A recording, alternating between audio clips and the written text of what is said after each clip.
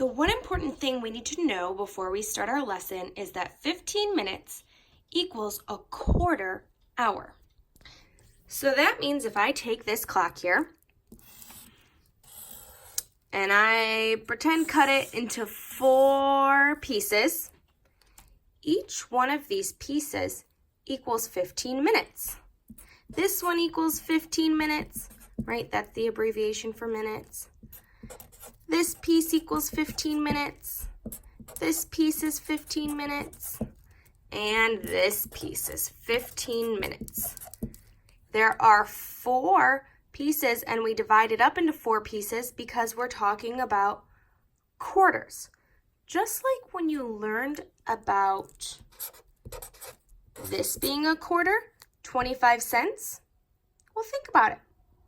How many quarters did we say we needed to equal a whole dollar? We needed 4, right? So a quarter is just when you're cutting something up 4 times.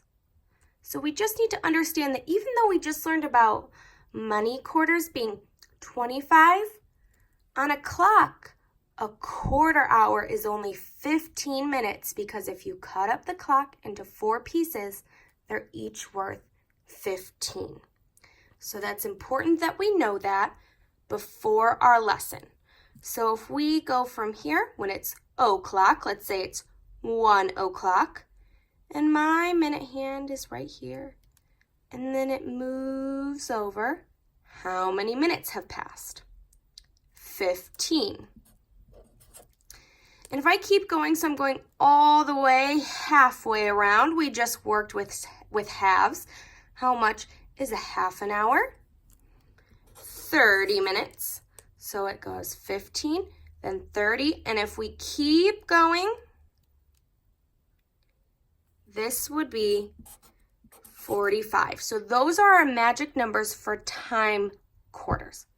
15, 30, and 45. So let's keep those in our minds while we head into our next lesson.